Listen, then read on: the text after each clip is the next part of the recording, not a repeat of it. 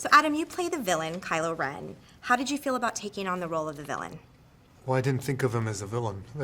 I guess when we were working on it, I tried to, through JJ, kind of hearing what he had to say about him, tried to hopefully make him as human as possible. And so that's where I started, I guess where we started, as opposed to an end result. We tried to think of how that person began.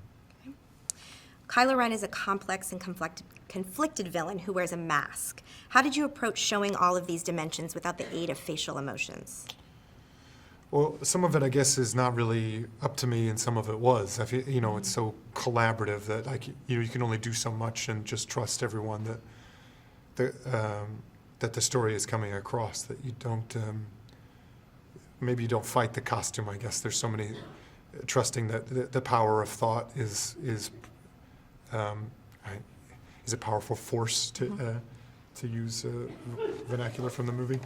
The costume is powerful, but also like just getting it on is a lot of information. And then why does that person feel the need to cover themselves or be concealed is also a lot of information, And then trusting the power of thought, I guess, that all that story is still coming across even though you can't be seen. Right. What was it like working with JJ on fleshing out the character? Very exciting. He's couldn't be a more calm, thoughtful collaborator who. I mean, that sounds like a line, but it's true. I've been in his ability to kind of compartmentalize and give everyone their due attention and with still keeping a third eye on the bigger picture is pretty incredible to witness. Yeah.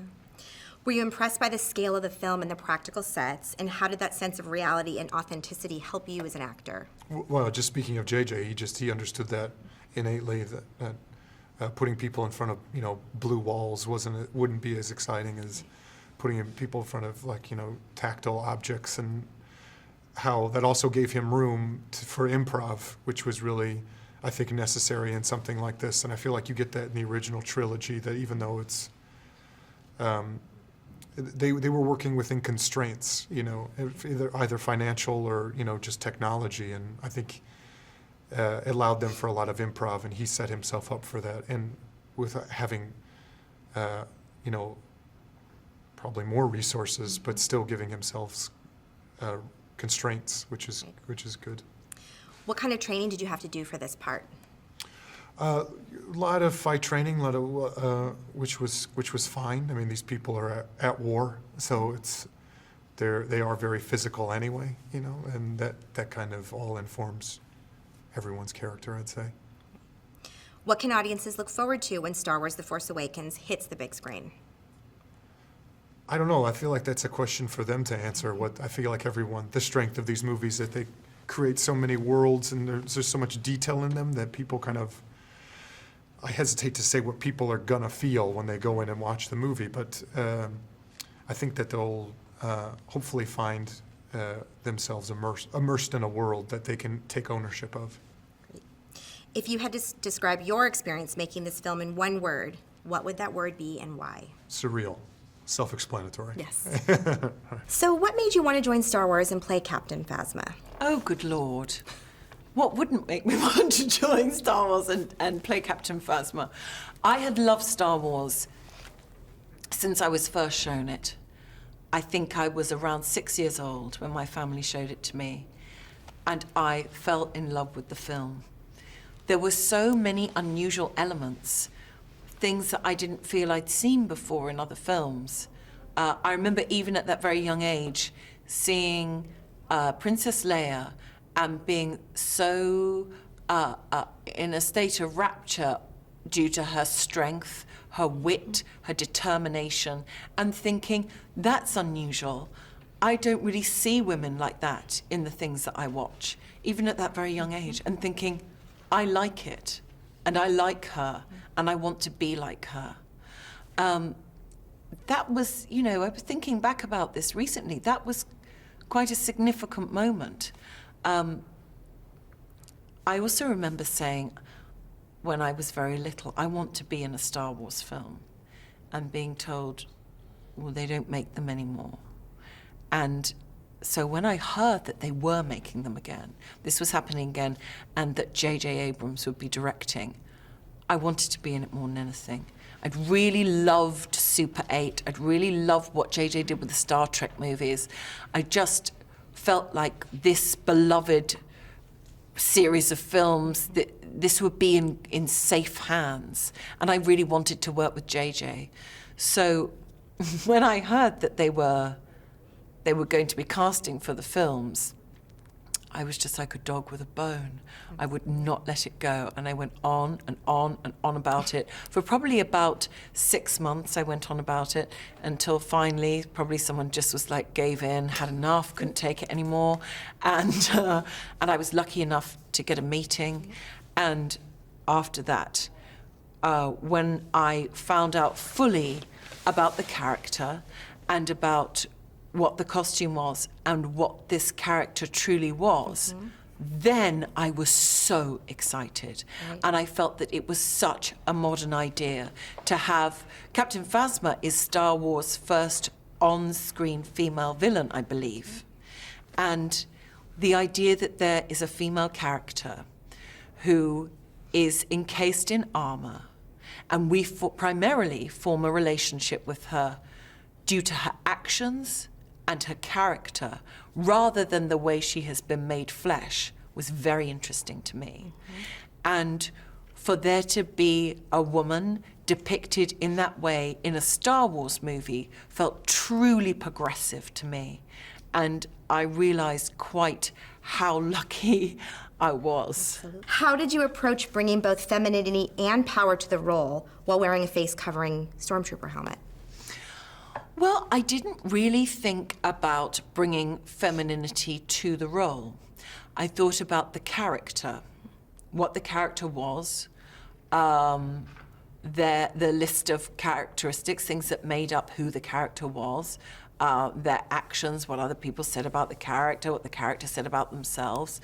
And what I did focus on was that I knew, because there's so much costume, that what went on below the neck would be as important as what went on above the neck.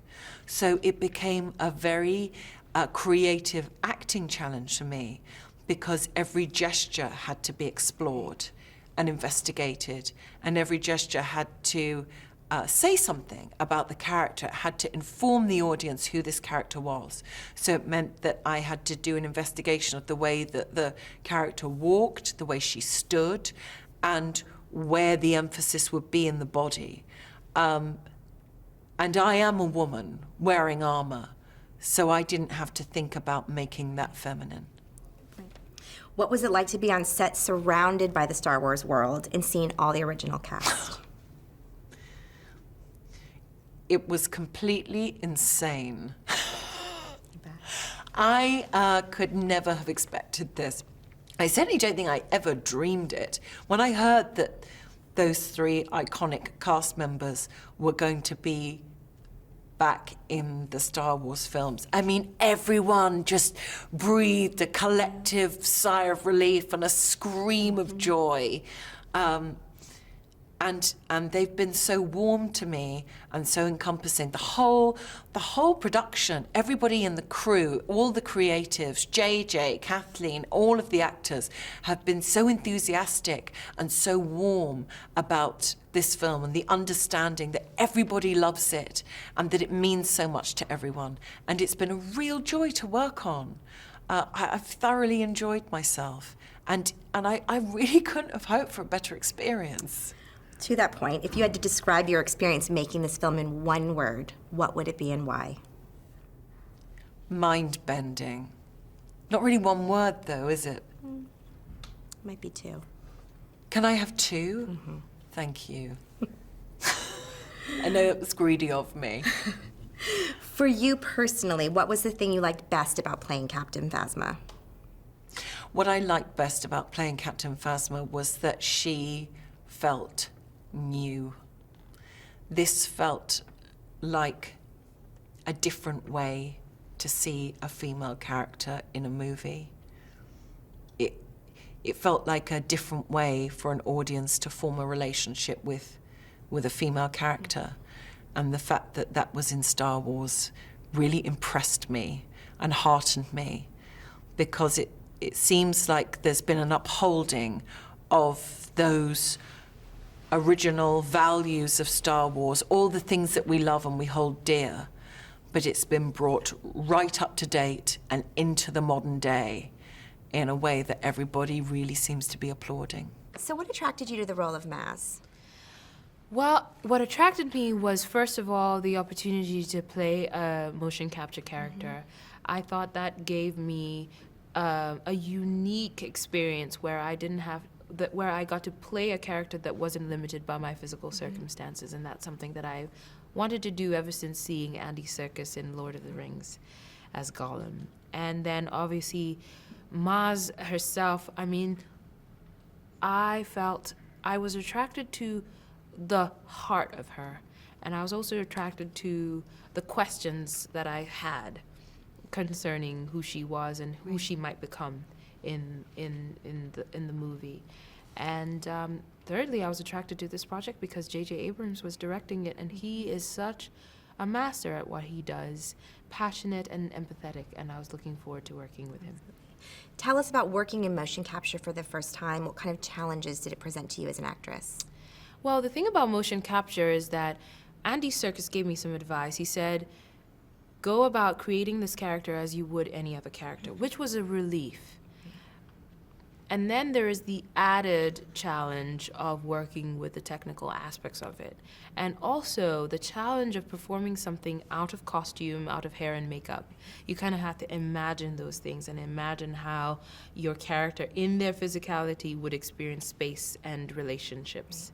So that was a challenge, but it's what I signed up for.